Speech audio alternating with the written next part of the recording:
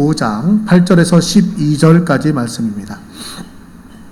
이사야 65장 8절에서 12절 말씀. 여호와께서 이와 같이 말씀하시되 포도송이에는 즙이 있으므로 사람들이 말하기를 그것을 상하지 말라 거기 복이 있느니라 하나니 나도 내 종들을 위하여 그와 같이 행하여 다 멸하지 아니하고 내가 야곱에게서 씨를 내며 유다에게서 나의 산들을 기업으로 얻을 자를 내리니 내가 택한 자가 이를 기업으로 얻을 것이요 나의 종들이 거기에 살 것이라. 사로는 양떼의 우리가 되겠고 아골 골짜기는 솥대가 눕는 곳이 되어 나를 찾은 내 백성의 소유가 되려니와. 오직 나 여호와를 버리며 나의 성산을 잊고 가색에 상을 베풀며 무니에게 섞은 술을 가득히 붓는 너희여, 내가 너희를 칼에 붙일 것인즉 다 굽으리고 죽임을 당하리니 이는 내가 불러도 너희가 대답하지 아니하며 내가 말하여도 듣지 아니하고 나의 눈에 악을 행하였으며 내가 즐겨하지 아니하는 일을 택하였음이니라. 아멘. 오늘 제목은 믿음으로 운명을 정복하라 라는 제목을 함께 말씀을 나누려고 합니다. 요즘 미투 운동에 대한 얘기가 계속 뉴스에 큰 화제거리였고요. 선거도 있었습니다. 근데 또 한편에 화제가 되어지는 뉴스, 관심이 되는 뉴스거리가 하나 있었습니다. 그 바로 대한항공 총수 일가의 흔히 말하는 갑질, 그냥 단순한 갑질이 아니라 슈퍼 울트라 갑질 이런 얘기를 하죠. 그런 갑질을 했던 대한항공 총수지만 그 대한항공 자체에 좀 아름다웠던 뉴스가 하나 있어요. 그래서 벌써 13년 전의 이야기입니다. 2005년도에 있었던 이야기인데 YTN에 방송이 됐던 것을 잠깐 한번 보려고 합니다. 5살 배기 소녀를 구하기 위해 수백 명을 태운 여객기가 수천만 원어치의 기름을 바다 위에 버리고 긴급 회항했습니다. 불편과 손해를 기꺼이 받아들인 항공사와 승객 모두에게 박수를 보냅니다. 이승재입니다. 어제 오후 3시 20분 363명을 태운 LA 대한항공 여객기가 인천공항을 이륙했습니다. 10분 뒤 5살 미성년 어린이가 갑자기 고열에 구토를 하더니 의식을 잃었습니다. 승객 가운데 의사의 도움으로 의식은 돌아왔지만 40도를 웃도는 고열이 문제였습니다. 기자는 기술을 돌리기로 결정했습니다. 승객들도 흔쾌히 따랐습니다. 하지만 태양은 쉽지 않았습니다. 착륙 적정 무게를 유지해야 하는데 연료가 가득 차 있었습니다. 기장은 여객기를 강릉 앞바다로 몰고 가 1시간 동안 항공유 72톤 4천만 원어치를 흩뿌리고 인천공항으로 돌아왔습니다. 그것도 안 됩니다. 왜냐하면 그것이 호연, 지금까지 해서 호연을 치는 것은 이상으로 승인하려면 빛을 보여야 됩니다. 이양은 병원으로 옮겨져 응급치료를 받고 무사히 귀가했습니다. 그게 안 됐으면 우리 애기가 어떻게 되는지 그런 생각이 좀 들더라고요. 그래서 내릴 수 있었고요. 네, 여기까지만 좀 보도록 하겠습니다. 이 뉴스를 접한 지가 꽤 됐어요. 근데 오늘 다시 한번 소개시켜 드리는 것은 참으로 쉽지 않은 결정을 한 기장에 대한 이야기입니다. 그리고 어린 소년, 이성경이라고 하는 어린 소녀에 대한 이야기입니다. 비행기를 타고 나서 이륙한 지 얼마 안 돼가지고 몇 분 되지도 않았는데 갑자기 열이 오르더니 이게 구토하고 쓰러집니다. 아니 조금만 아프려면 일찍 아프지. 한 10분이나 15분 정도만 일찍만 아파서도 그런 현상이 나타나서도 비행기에 타지 않았을 거고, 그럼 자연스럽게 빨리 처치를 받았을 거고 다른 사람들에게 피해도 주지 않았을 겁니다. 근데 늦게 탔어요. 그래서 그 안에서 문제가 생겼습니다. 운이 좋았는지 그래도 비행기 기장이 비행기를 회항하기로 결정을 했습니다. 그렇죠? 그 딱딱한 원칙주의자였다면 그냥 갔을 거예요. 왜? 비행기 안에 의사도 있었으니까. 근데 의사는 더 이상의 처치를 할 수 있는 상황이 못 됩니다. 왜냐하면 거기는 병원이 아니었기 때문이죠. 가지고 있는 의약품이나 여러 가지 약품들, 그 다음에 진단 도구들이 없었습니다. 단지 어느 정도만 하고 열만 떨어뜨리는 그런 정도였습니다. 아니 기장이 의진이 좋아서 회항하기로 한 기장을 만났다 할지라도 회항하기로 했을 때 그 비행기에 탑승했던 363명의 승객들이 반대하면 어떤 일이 벌어졌을까요? LA로 날아가는 동안에는 그 중에는 여행을 하려고 하는 사람도 있었을 것이고 또한 뭐 사업 때문에 가는 사람도 있었을 것이고 여러 가지 목적도 있었을 겁니다. 대부분 어디를 가게 되면 도착해서 그 다음에 어디로 가는 교통편이라든지 또한 사람과의 약속 등등을 해놓습니다. 미리 예약해 놓습니다. 근데 그 예약이 한번 어그러지면 많은 것들이 혼란스럽습니다. 참 이 소녀는 운이 좋았는지요. 단 한 명도 반대를 하지 않았답니다. 363명이. 그러고 회항하기로 결정했어요. 승객들의 반대도 없었어요. 그런데 또 하나의 문제가 있었습니다. 비행기가 이륙할 때에는 좀 무거워요. 왜냐하면 연료를 가득 채우고 있기 때문에. 근데 열몇 시간 동안 날아가는 동안에 연료를 다 소모하고 나면 비행기가 가벼워집니다. 그래서 착륙할 때는 그래도 안전한 무게가 돼요. 근데 이륙한 지 얼마 안 됐기 때문에 연료가 가득 차 있었습니다. 그래서 비행기 기장이 내린 결정은 뭐예요? 강릉 앞바다로 가서 거기에서 연료를 쏟아버리는 거예요. 안전한 무게가 될 때까지. 쏟아버린 무게의 연료가 얼마라고요? 72톤. 그 당시의 돈으로 4천여만 원어치의 연료를 버립니다. 그게 혼자 결정할 수 있는 일일까요? 결코 쉬운 일이 아닙니다. 그렇다고 본다면 이 소녀는요, 운이 나빴던 게 아니라 진짜 왕운이 있는 사람입니다. 돌아왔어요. 그리고 빨리 내려서 치료를 받게 되었고 회복되었습니다. 그리고 363명은 그로부터 3시간 이후에 다시 비행기 연료를 채우고 나서 목적지인 LA로 날아갔습니다. 자, 제가 쭉 설명을 드렸어요. 참 이 소녀가 운이 좋죠. 자, 제가 한 말이 여러분 옳다고 생각되어지고 동의가 되어지십니까? 제가 반복적으로 사용했던 한 단어가 뭐냐면 운이라는 단어였어요. 참 운이 좋다 또는 운이 나쁘다. 여러분 운이 좋다, 운이 나쁘다라는 말을 우리도 습관적으로 많이 쓰고 있지 않나요? 저는 믿음으로 운명을 정복하라는 제목을 정했는데요. 운이라는 단어, 운명이라는 단어, 또 달리 말하면 팔자. 우리 운 얘기도 많이 하고 팔자 얘기도 많이 해요. 팔자 소가 아니다. 팔자가 싸놨다. 좀 힘들고 어렵게 살면 팔자가 싸놨다는 거예요. 내 남편이 속썩이고 내 아내가 속썩이고 뭐라 그래요? 아유, 팔자가 싸나워가지고 내가 이런 남자 만나서 이런 여자 만나서 산다고 그래요. 내가 하는 일들이 잘 안 돼요. 그럼 뭐예요? 이게 내 운명이냐? 운명인데 받아들이게 돼. 내 팔자가 원래 그래. 내 팔자가 해도 안 되는 사람이야. 사업해도 안 되는 사람이야. 팔자가 그래. 운명이 그래. 그러면서 도전하기를 포기하는 사람도 있습니다. 때로는 내가 생각했던 것보다 좋은 일이 생기면 뭐예요? 기대치 않았던 일이 생기면 뭐라 그래요? 와, 운이 좋았다. 지나가다 돈 1,000원짜리 하나라도 10,000원짜리라도 아니 10만원짜리 하나 수표라도 하나 주워보세요. 그럼 뭐라고요? 우와, 운 오늘 대박. 우리들의 마음속에 운이라고 하는 단어가 너무나도 많이 자연스럽게 들어와 있습니다. 지금 월드컵이 있잖아요. 우리나라가 2경기를 했는데 2경기 다 졌어요. 근데 공통적으로 지게 된 원인 중에 하나가 뭐냐면 눈에 보이는 걸로만 보면 페널티킥으로 졌습니다. 어제 경기도 잘하고 있었는데 페널티킥으로 해서 뺏기고 난 다음부터 조금 힘들어서 마지막에 또 한번 역습당해서 떨어졌습니다. 페널티킥. 자, 페널티킥이 되게 만든 두 선수들이 거기 골 에어라인 안에서 자기들이 나는 페널티킥을 할 거야. 나는 손으로 공을 칠 거야. 나는 다른 사람의 선수를 발로 걸어 넘어뜨릴 거야. 의도적으로 그랬나요? 아니요. 첫 번째 경기는 저도 관심 있게 봤거든요.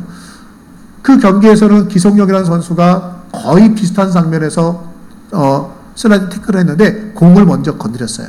그래서 상대편 선수가 넘어져도 뭐예요? 파울이 아니었어요. 페널티킥이 아니에요. 근데 그 다음 선수 페널티킥을 유발한 수비수는요, 똑같은 상황에서 똑같이 태클을 했습니다. 그런데 운이 나쁘게도 종이 한 장 차이 정도로 아주 간발의 차로 공이 지나가 버렸어요. 안 맞았어요. 주심의 입장에서는 공을 터치했다라고 생각했어요. 근데 비디오 판독을 해보니까 공이 살짝 빗나가서 나간 바람에 공이 터치가 안 됐어요. 그러니까 상대방 선수의 발을 건 형태가 돼가지고 반칙이 되어서 게임이 한창 진행되는 도중에 스톱하고 뭐예요? 페널티킥을 먹었어요. 근데 저도 한국 사람이니까 관중의 입장에서 보니까요. 그 다음에 상대편의 에러가 파울이 몇 번이 있는 것 같은데 왜 그건 비디오 판독을 안 하는지 모르겠어요. 어제 같은 경우도 막 하다 보면 상대편 선수의 분명히 팔에 손에 공이 맞았거든요. 핸드링이거든요. 그러면 그거 페널티킥인데 비디오 판독 안 하더라고요. 왜 안 하는지 모르겠어요. 가다가 발로 서로 빵 쳐가지고 넘어뜨리는 우리 선수가 있었는데 왜 그건 비디오 판독 안 하고 왜 파울 안 주고 왜 그걸 퇴장 안 시킨지 모르겠어요. 뭐가 나빠서요? 운이 나빠서요? 순간적으로 우리 입에서 나오는 말이 야 운이 더럽게 없다.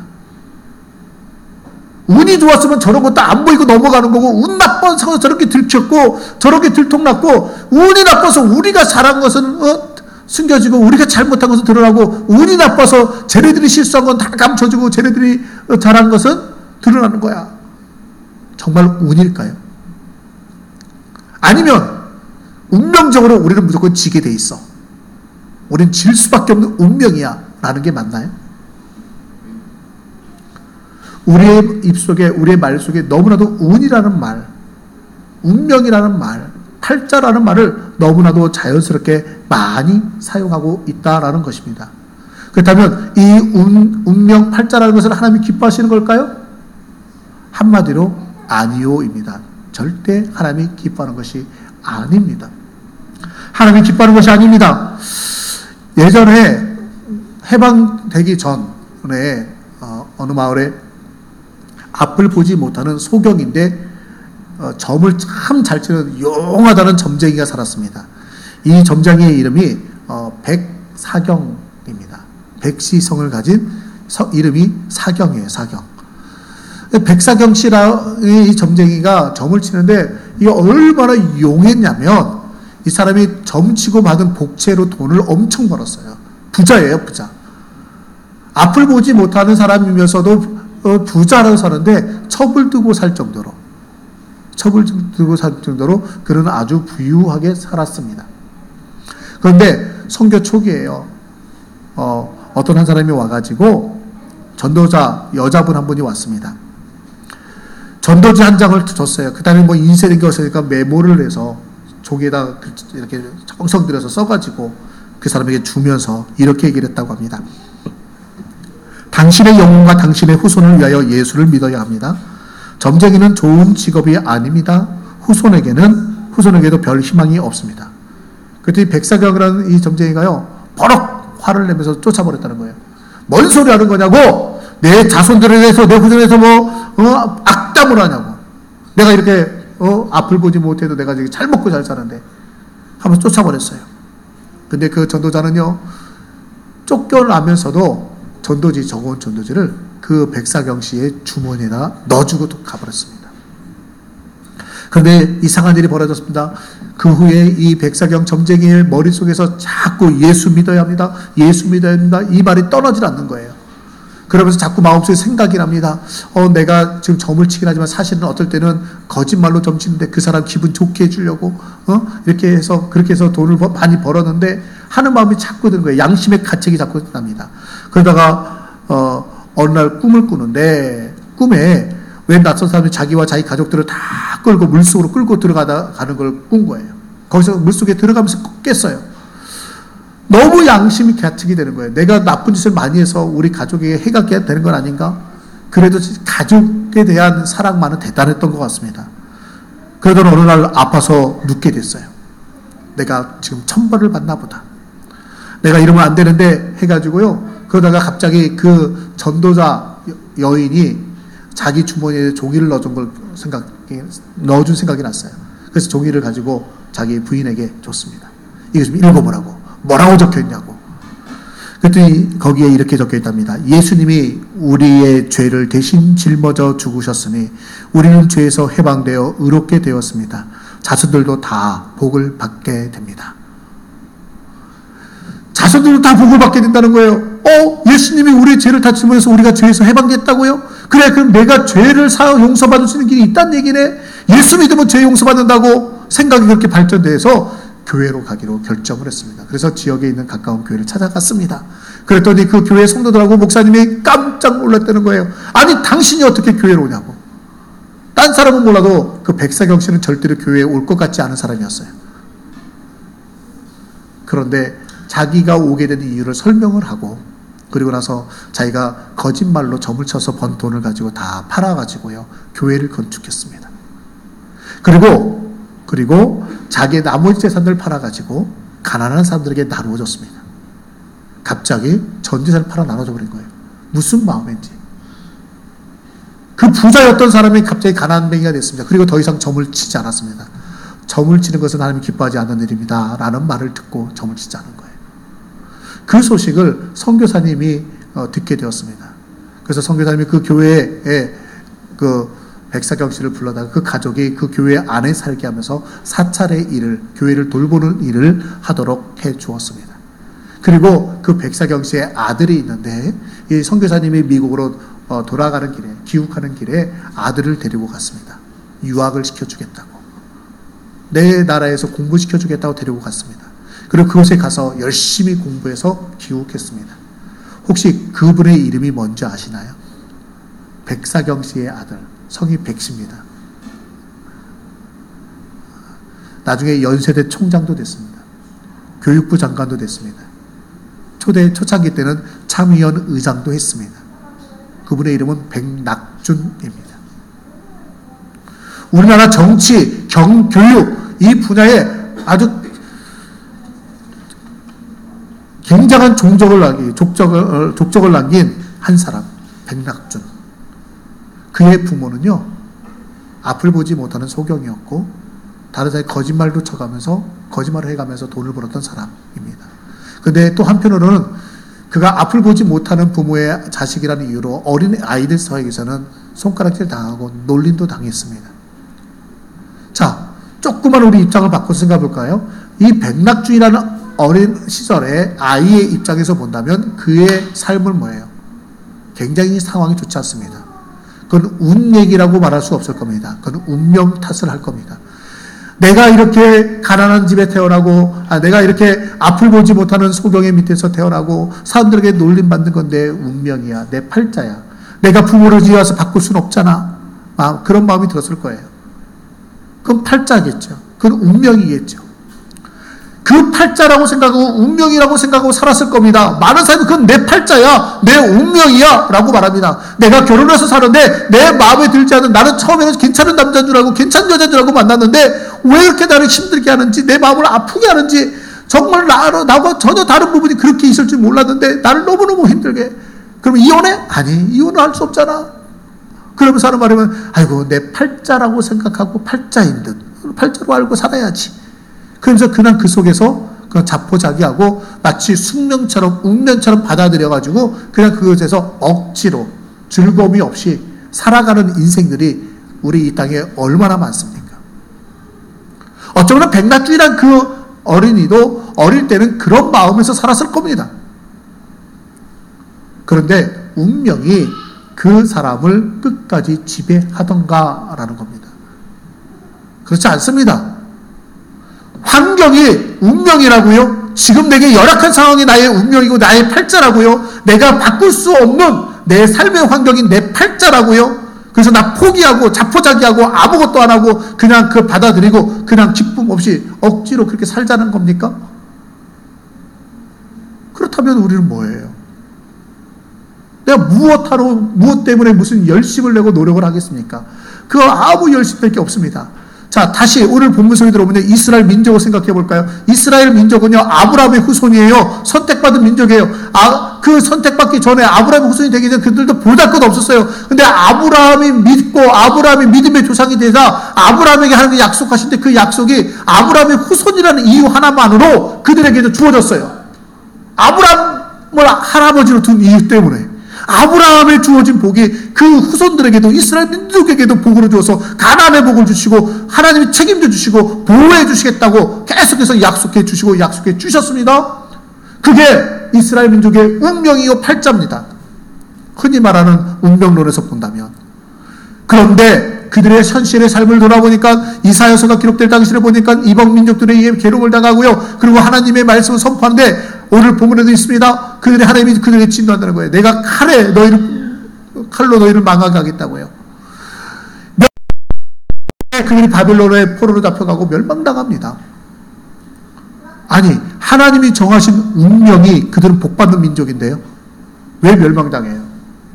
왜 괴롭힘 당하나요? 오늘 말씀 다시 보세요. 이스라엘 민족의 운명 팔자가 하나님의 도우시가 보호하시 복주심 받는 거였습니다. 9절에 내가 야곱에게서 씨를 내며 유다에게서 나의 산들을 기업으로 얻을 자를 내리니 후손들에게 복을 주겠다는 거예요. 내가 택한 자가 나 이를 기업으로 얻을 것이요 나의 종들이 거기에 살 것이라. 사로는 양떼의 우리가 되겠고 악을 골짜기 소떼가 눕는 것이 되어 나를 찾은 내 백성의 소유가 되려니와. 얼마나 많은 복을 받는지 모릅니다. 하나님께서 약속하신 복을 누리겠다는 겁니다. 풍요의 복을 누리겠다는 겁니다. 이것이 이스라엘 민족에 약속하신 하나님의 운명입니다. 하나님이 이스라엘 민족에 주신 약속이요. 그것을 이스라엘 민족 입장에서 보는 운명입니다. 그런데 그것이 그에게 영원한 것이고 불변의 것이었나요? 아니에요. 그들은 멸망당했다는 거예요. 왜일까요? 왜 이스라엘 민족이 흔히 말하는 팔자대로 살지 못하고 운명대로 살지 못하고 하나님께서 정하신 약속대로 살지 못하고 그 약속을 누리지 못하고 멸망당하였을까라는 겁니다. 첫 번째 이유가 뭐냐면 같이 한번 읽어보겠습니다. 운과 팔자를 믿는 것은 하나님을 버리는 것과 같기 때문이다. 운과 팔자를 믿는 것은요, 하나님을 버리는 것과 같다라는 것입니다. 하나님이 우리 인생 가운데 찾아오셔서 아무 자격 없고 능력 없는 우리를 하나님의 자녀 삼으시고 복을 약속하여 주셨고 또 복을 주셨습니다. 우리는 자격 있던 존재가 아닙니다. 과거에 우린 죄로 발명하면 죽을 수밖에 없는 운명이었습니다. 그 현실에 대한 대가가 뭐냐? 그게 운명이에요. 내 미래를 지배하는 것이 운명이 아니라 내가 죄를 지었으면 그 죄에 대한 심판받는 게 운명이지 내가 앞으로 계속해서 저주받는 인생이 된다는 게 운명이 아니에요. 하나님은 우리가 죽을 수밖에 없었는데 하나님이 찾아와 주셨습니다. 그래서 찾아오셔서 우리의 운명을 바꿔놨어요. 하나님의 자녀로 삼아 주셨어요. 그래서 우리가 바뀐 삶을 삽니다. 한 번의 운명이 우리를 영원히 지배하는 것이 아니라 하나님이 찾아오심으로 말미암아 우리의 인생이 바뀌었어요. 운명이 바뀌었어요. 아무 자격 없는 우리가, 능력 없는 우리가 우리를 자녀 삼으신 하나님으로 인하여서 하나님을 아버지라 부르고 하나님의 복주심과 인도하심을 받게 되었습니다. 이스라엘 민족이 전혀 다른 삶을 살지 않았습니까? 아브라함이 복의 조상이라고요? 복의 근원이라고요? 믿음의 조상이라고요? 아니요. 아브라함이 살았던 어린 시절을 생각해 보세요. 아브라함은 우상의 도시에서 살았습니다. 아버지는 우상을 만들어 파는 사람이었습니다. 주변의 사람은 다 우상을 섬기는 사람들입니다. 그런데 그 가운데서 아브라함은 하나님의 택하심을 받고 믿음의 조상이 되어졌습니다. 운명과는 상관없는 거예요. 그 당시의 삶의 입장에 보면 그의 운명은 우상을 섬기다 죽을 수밖에 없는 운명이에요.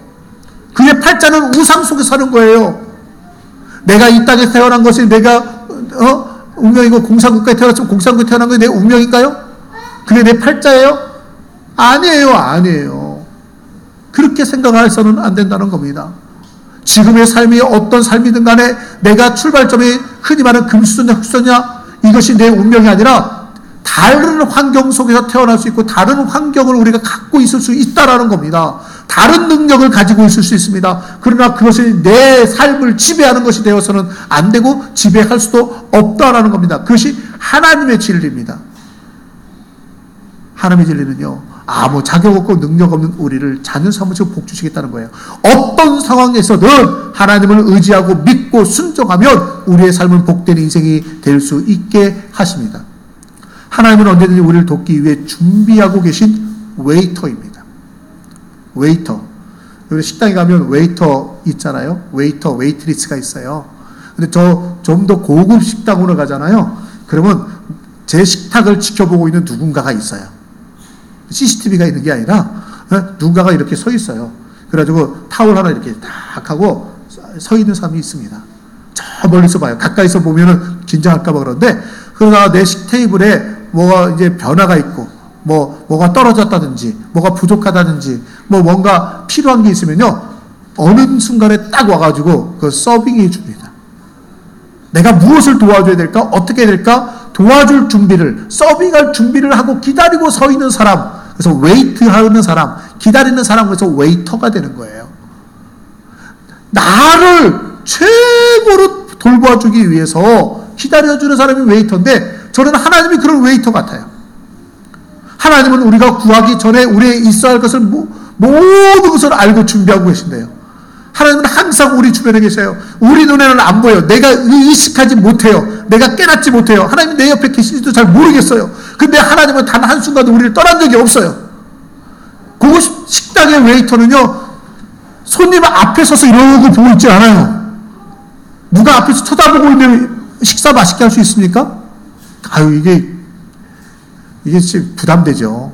그러니까요, 깨닫지 못하게 있는 거예요. 그게 좋은 웨이터예요. 하나님은요, 우리에게 최고의 웨이터이십니다. 우리를 도와주기 위해서 우리에게 최고의 것을 채워주시기 위해서 우리 주변에 계시는데 우리가 잘 못 느끼는 것 뿐이에요. 그러다가 우리에게 필요로 한 무엇이 있으면 하나님하고 부르면 됩니다. 우리가 뭐 필요할 때 손만 들면 웨이터가 와요. 웨이터 부르지 않아도 돼요. 내가 고개만 살짝 두고 주변을 둘러만 봐도요, 웨이터가 와요. 마찬가지입니다. 우리가 하나님의 필요가 느낄 때 우리가 내 일을 열심히 하다 뭔가 필요해요. 내 힘으로 감당할 수 없어요. 그리고 우리가 눈을 들어 하나님을 바라보면 됩니다. 그러면 하나님이 어느 순간에 짠! 하고 나타났어. 너 이거 필요했지? 내가 준비하고 있었다? 하고 주신다는 거예요. 내가 하나님을 바라보고 하나님을 믿고 하나님께 기도하면 하나님이 준비하고 계신 모든 것, 예비하고 계신 모든 것을 가지고 와서 주시는 분이에요. 그분이 하나님이셔요. 그런데 우리가 그 하나님을 찾고 바라고 믿어야 되는데, 오늘 말씀에 보면 이스라엘 민족이 어떻게 되나요? 하나님이 말씀한 대로 듣지도 않고요. 하나님 보지도 않고 그러고 있었다는 겁니다. 하나님께 귀 기울이지 않습니다. 하나님을 찾지도 않습니다. 하나님을 바라보지도 않습니다. 도움을 요청하며 기도하지도 않아요. 그냥 아이고 뭐 떨어졌네? 그럼 나는 운이 없네? 이거예요. 제가 고급 뷔페 식당에 갔습니다.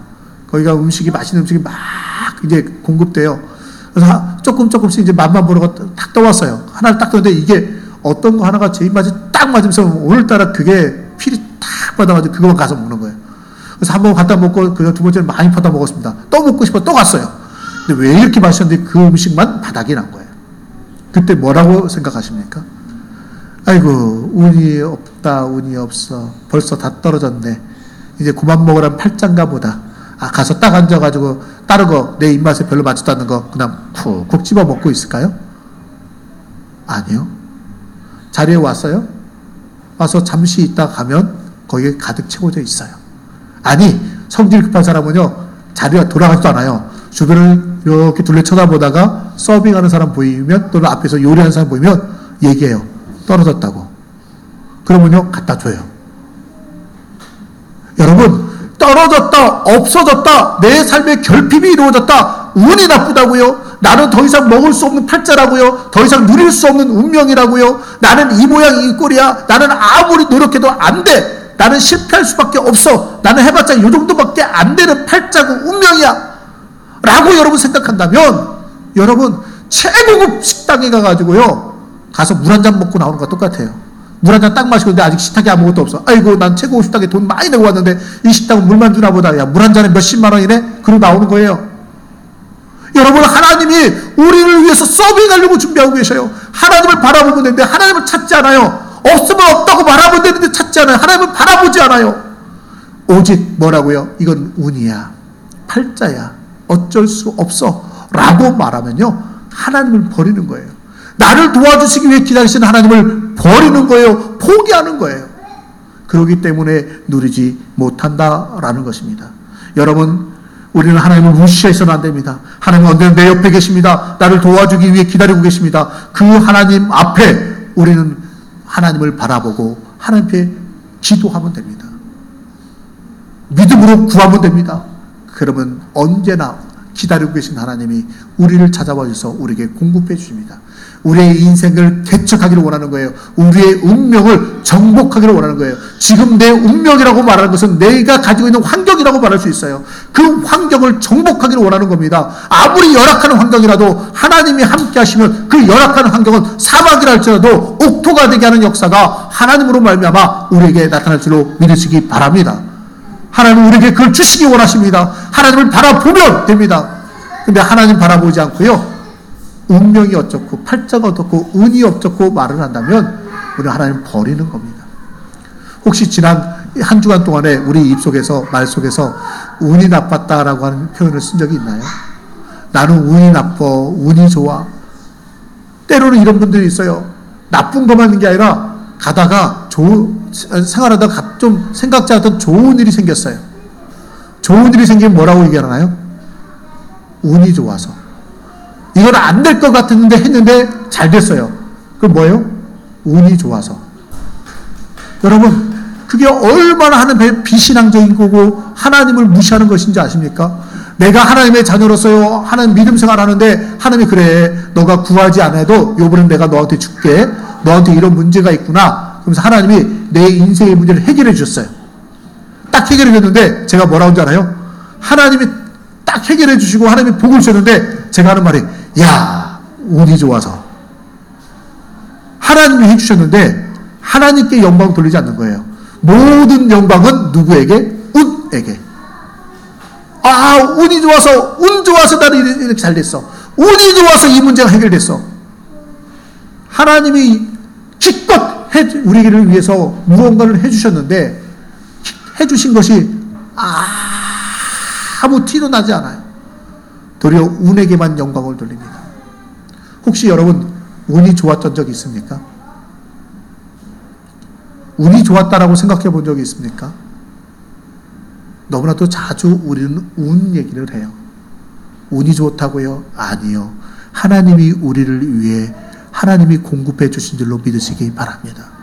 여러분, 하나님이 함께 해주시는 것이 자꾸 운이 좋아서 운이 나빠서 팔자 얘기하지 말자는 거예요. 그렇게 하는 순간 우리는 하나님을 버리고 내 모든 삶의 주인을 누구에게요?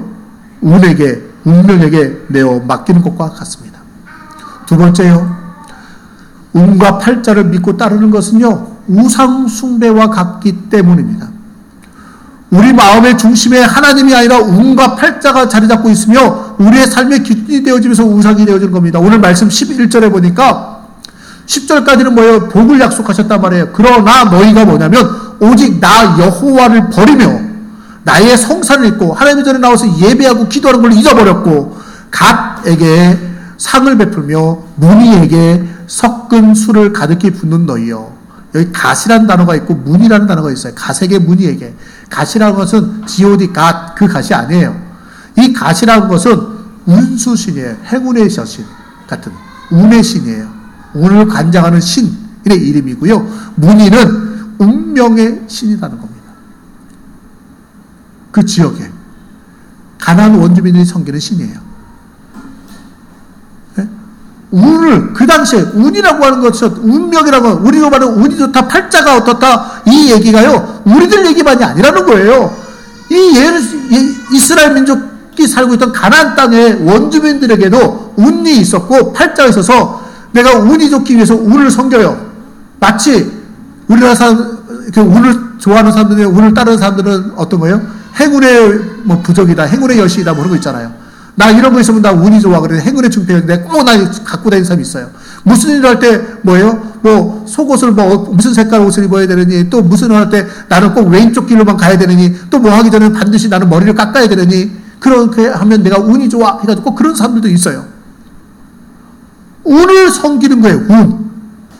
뭐 하다가 뭐 안 좋은 일이 생겼어. 뭐 누군가 무슨 말을 한마디 해요. 난 그 소리 들으면 나 운이 굉장히 나쁜데. 그래서 그다음부터 기분이 팍 상해요. 그래서 잘 안 돼요. 그것 보라고 너 때문에 안 됐다고 얘기하는 사람들도 있어요. 정말 그 운 때문에 그런가요? 아니에요. 근데 우리는 자꾸 운에게 우리 마음을, 아니 우리의 삶을 송두리째 맡겨버리는 거예요. 운에게. 그리고 문희에게, 운명의 신에게 술을 가득히 붓는 거예요. 운명의 신을 섬기는 거예요. 팔자. 그 그래서 도전하지 않습니다. 모험하지 않습니다. 시도하지 않습니다. 잡고 자기 절망합니다. 나는 안 돼! 하고 포기해버립니다. 하나님은 전능하신 하나님이신데요. 하나님은 모든 것을 우리에게 은혜로 주시길 원하시는 분이고 준비하고 계신데요. 근데 우리는 그래요. 내 운명이야. 내 팔자야. 그 순간 뭐예요? 우리는 하나님을 믿고 하나님 앞에 예배하고 하나님 앞에 기도하는 게 아니라 운에게 자꾸 요행을 바라는 거예요. 내가 운을 믿고 한번 이거 투자해봐야지. 운을 믿고 한번 해봐야지. 무리수를 둡니다. 운이라는 게 정해진 게 아니에요. 어떨 때는 운이 좋기도 하고 나쁘기도 하고 어떤 정해진 어떤 그런 게 있는 게 아니에요. 그 앞에 어떤 일이 벌어진지 정확하게 말할 수 있는 사람은 아무도 없어요. 전부 다 운이에요. 잘 되면 운이 좋은 거고 안 되면 운이 나쁘다. 다 운 탓해요. 자기 잘못은 하나도 없어요. 운 때문이라는 거예요. 운. 자기 잘못은 하나도 없어요. 뭐 때문이에요? 팔자 때문이에요. 내 삶을 운과 팔자에 맡겨버리는 인생, 그것은 마치 우상 숭배와 같다라는 것입니다. 하나님이 말씀하십니다. 하나님이 말하여도 너희가 하나님이 불러도 너희는 대답하지 않았고 하나님이 내가 말하여도 너희는 듣지 않았으며 하나님 보시기에 악을 행하고 하나님이 즐겨하지 아니하는 일을 선택하였다라고 12절에 말씀하고 있습니다. 하나님 우리에게 불러도요 대답지도 않아요. 기도 안 해요. 우리가 기도 쫑긋하지 않아요. 오직 운과 팔자만 따르고 있습니다. 하나님이 가장 미워하시는 일입니다. 우리 마음에서 하나님을 쫓아버리는 일. 그때 하나님의 진노와 심판이 임합니다. 이스라엘 민족이 잘 될 수밖에 없는 민족입니다. 기본만 해도 하나님만 믿기만 없습니다. 흔히 말하는 금수저를, 그것도 황금수, 최고의 황금수를 타고난 민족입니다. 그런데도 불구하고 멸망당하는 이유는요, 하나님을 마음에 모시기를 그들이 포기했기 때문입니다. 다시 한번 질문을 드리고 싶습니다. 여러분 팔자 이야기 자주 하십니까? 운 얘기 자주 하십니까? 이제는 그만하시기 바랍니다. 왜요? 그 순간 우리는 우리의 마음의 중심에 하나님을 모시는 것이 아니라 운과 팔자를 모시는 겁니다. 여러분의 마음속에 있는 운, 여러분 마음속에 있는 팔자, 그 모든 생각들을 내어버리기를 주님의 이름으로 축원합니다. 오직 주님을 온전히 예배하기를 원합니다. 하나님은 우리가 우리의 운명의 개척자 되기를 원하시고 정복하기를 원하십니다. 사실 성경 말씀에 보면요, 운명대로 살지 않은 삶이 얼마나 많은지 몰라요. 앞에서 말씀드렸던 믿음의 상 아브라함이요, 그의 어린 시절은 어떤 운명이에요? 그 삶의 모든 정황을 보면, 여건을 보면 그는 우상의 문화 속에서 우상을 섬기다가 죽을 수밖에 없는 자였어요. 그러면 심판받을 수밖에 없어요. 그런데 그가 하나님을 만난 거예요. 하나님이 부르셨어요. 아브라함아 불렀을 때, 네, 제가 여기 있나이다. 너 내가 내게 지시할 땅으로 가라. 본토 친척 아비집을 떠나 가. 그랬더니 아브라함이 예 하고 즉시 떠나는 거예요. 그의 죽을 수밖에 없는 운명, 그 운명, 우상의 문화 속에 살 수밖에 없는 운명 속에서 하나님의 부르심을 그가 들었고 응답하였을 때 그의 운명이 바뀌었어요. 우리의 운명 고착화된 게 아니에요. 변하지 않는 것이 아닙니다. 하나님을 만나는 순간 그 운명은 정복되어지고 개척되어지고 그 안에 놀라운 하나님의 축복이 충만하게 나타나게 되어 있습니다. 야곱은 어떤가요? 참 욕심이 많았어요. 엄마 뱃속에서부터 형하고 서로 먼저 나오겠다고 싸웁니다. 왜? 장자권 때문에. 그래서 나오는데요, 먼저 나오려고 뭐예요? 형 에서의 발 뒤꿈치를 잡아 당겼잖아요. 사실은 에서가 먼저 나왔거든요. 나왔어요. 막 나오는데 다시 속 들어갔대요. 나오다가 속 들어갔대요. 뒤에서 나가는 형의 발 뒤꿈치를 잡고 야곱이 잡아 당겼다는 거예요. 안 봤으니까 모르겠는데 성경에 그렇게 되어 있어요. 그래서 누가 장자인지 알려고요, 먼저 나왔을 때 거기다가 띠를 해줬다고 그러죠. 그래서 쏙 들어갔다 다시 나와가지고 아 얘가 첫째야 라고 된 거예요. 그만큼 장자에 대한 욕심이 많았던 야곱 태어났습니다. 그러니까 욕심이 많다 보니까요, 장자권을 어떻게든 얻기 위해서요, 그의 인생은 거짓말하고 사기치는데 일가견이 높게 되었습니다. 그래서 뭐예요? 아버지를 속이고 형을 속이고 장자의 축복을 받습니다. 그렇잖아요. 그런 사기꾼의 운명이에요. 바꿀 수 없는 운명 중에 운명은 뭐냐면 차자예요. 장자가 아니에요. 장남이 아닙니다. 절대로 바꿀 수 없습니다. 절대로 바꿀 수 없습니다. 태어난 순서를 못 바꾸는 거예요. 그게 그의 운명이에요. 누구도 바꿀 수 없는 운명. 근데 하나님 말씀하셨잖아요. 큰 자가 작은 자를 섬기리라. 큰 자가 작은 자를 섬기리라. 세상의 운명은요, 큰 자가 작은 자를 섬기는 게 아니라 작은 자가 큰 자를 섬기는 겁니다. 근데 하나님은 아니라고 하는 거예요. 그가 사기치고 거짓말하고 있다가 결국은 인간적인 방법으로 그의 운명을 세상 사람들 중에서도요, 내 운명을 개척해 보겠느라고, 내 운명을 바꿔보겠느라고 하면서 도전하는 사람들이 있어요. 얼마나 귀한 사람인지 몰라요. 모험심이 강하고요, 정말 삶의 의지가 굉장한 사람들입니다. 그런데요, 인간적인 방법으로 하다 보니까 야곱은 거짓말했고 속였고 다른 사람을 취하려고 했습니다. 자기 배를 부르려고 했습니다. 움켜 잡으려고 했습니다. 그러니까 뭐예요? 도망자, 신세가 되는 거예요. 형이 나를 죽이려고 한다. 그 도망가는 거예요. 형한테 안 잡혀 죽으려고. 그게 뭐예요, 그게? 그게 운명이에요, 운명. 그게 팔자예요. 그런데요, 도망가다가 베델이라는 곳에서 잠을 자다가 꿈속에서 하나님을 만납니다. 그래서 그가 뭐라고 말합니까? 하나님 나로 가서 복을 받게 하시면 내가 하나님 앞에 11조를 드릴 것이고, 하나님께서 나로 다시 내 고향으로 내 집으로 돌아오게 한다면 내가 이곳에 여호와를 위하여 제단을 쌓겠나이다 라고 했습니다. 그리고 나서 하나님 믿고 믿음의 사람으로 그 위에 삽니다.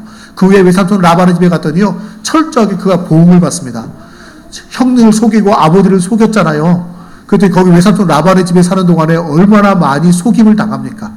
결혼할 때부터 라헬을 얻고 싶은데 레아를 주는데 외삼촌이 속여요. 아니, 와이프를 주는데 왜 속여요, 그를? 속일 게 따로 있지. 예? 시집장 가는데 그걸 왜 속여요? 속였어요. 또 7년을 봉사해요. 그래서 살았습니다. 그동안 사는 동안에요, 품삯을 줘야 되는데 품삯 주게 놀아. 그걸 얼마나 많이 바꿔치기 합니까? 거짓말합니까? 야곱은요, 속이다가 속임 당하는 인생으로 바뀌어버렸습니다. 이전과는 다른 인생이 된 거예요. 왜요? 하나님을 만나고 나니까요, 속임 받아도 그래 가는 거예요. 그리고 믿음으로 또 도전하는 거예요. 외삼촌 라반이 품삯 안 줘요. 그래요, 그럼 주지 마세요. 뭐 안 주시겠다면 주지 마세요. 당신 마음대로 하세요. 그 대신 믿음으로 도전하는 거예요. 그러면요, 앞으로 양을 낳는데요, 알록달록한 건 되게 할게요. 그 열성이라서 거의 잘 안 나오거든요. 그러니까 외삼촌 라반이 그래, 그럼 그렇게 하라. 믿음으로 도전했는데 그 다음에 어떻게 돼요? 알록달록한 것만 나오는 거예요. 그게 바로 뭐예요? 뒤바뀌는 운명이에요. 내 하지 않았어요. 내 방법을 내려놨어요. 욕심도 내려놨어요. 믿음으로 도전했어요. 그랬더니 그의 운명이 뒤바뀌었습니다. 사울은 어떤 사람이었습니까? 핍박자였습니다. 사도행전 8장 1절을 보면 스데반이 순교당할 때 그걸 당연한 것을 여겼습니다. 사도행전 9장 1절 2절을 읽어보면요, 아무도 시키지 않았어요. 그런데 사울 스스로 대제사장이 찾아가가지고 내가 예루살렘에 사람 다 잡아 감옥에 가뒀는데 이제 내가 저 멀리 도망간 사람들 잡으러 가겠습니다. 나한테 권세를 주세요. 그래도 대제사장부터 권세를 받아가지고 다메섹에 있는 믿는 사람들 잡아 감옥에 가두려고 지금 가고 있는 중이에요. 그걸 스스로 받으려고 했어요. 얼마나 열심인 사람인지 몰라요. 교회를 핍박하는데. 그게 그의 운명이라고 생각한 사람이에요. 율법을 지키는 거라 생각한 거예요. 그러다가 다메섹 도상에서 예수님을 만났습니다. 그의 인생이 바뀌었습니다. 운명이 뒤바뀌었습니다. 핍박자가 전도자로 바뀌었습니다.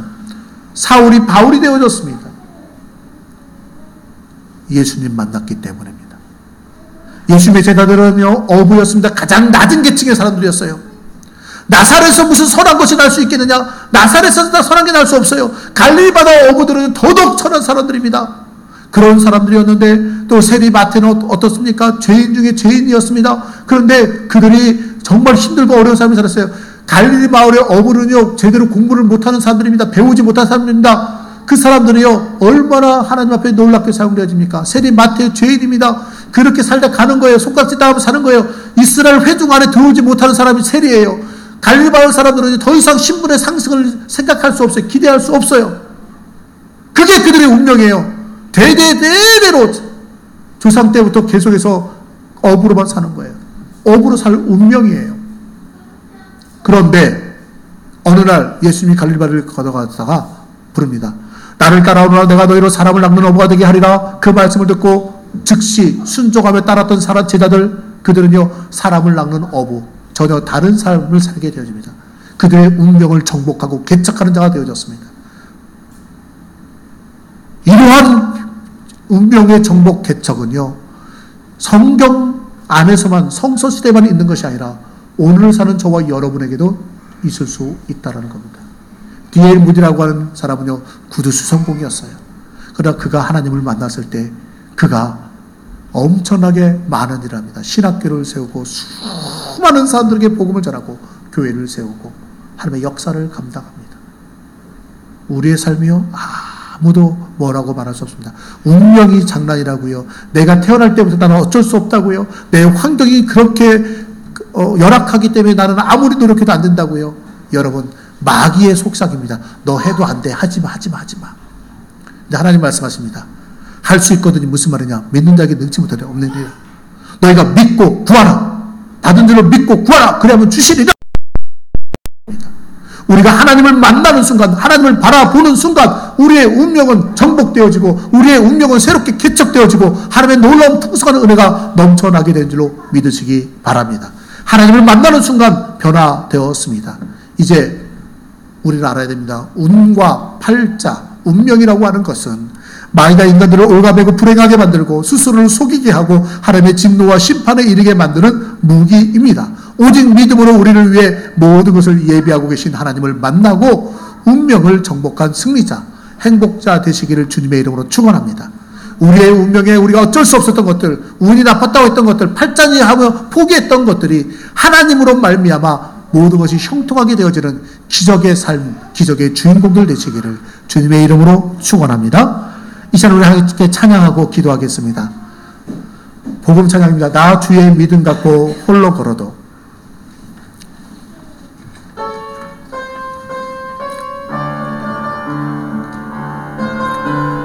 나 주의 믿음 갖고, 나 주의 믿음 갖고 홀로 걸어도,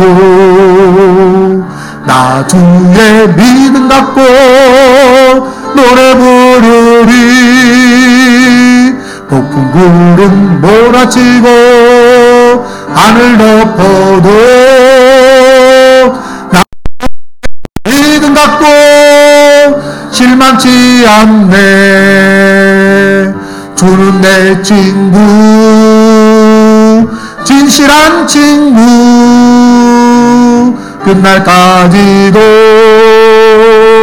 주지하리. 폭풍 구름 몰아치고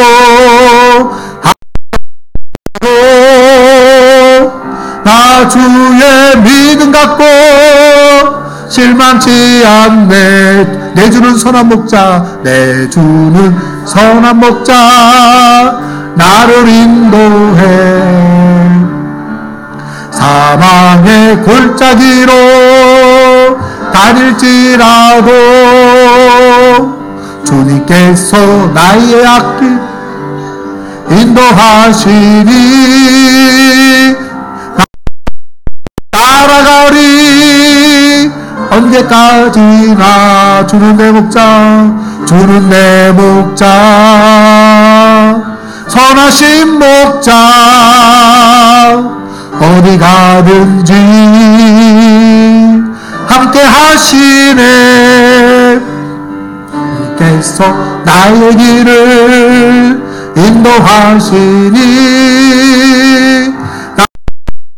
따라가리. 언제까지나. 우리 함께 기도하기 원합니다. 우리의 인생이 폭풍구름 몰아치고 하늘 덮어도요 우리 믿음 갖고 실망치 않기 원합니다. 내가 운이 나쁜 게 아닙니다.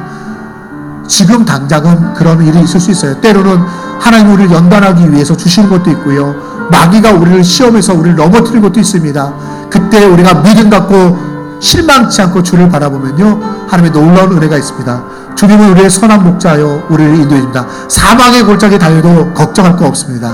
주님이 나를 인도하시기 때문에. 이 시간 함께 기도하겠습니다. 믿음으로 나아가겠습니다. 은혜 맡기지 않겠습니다.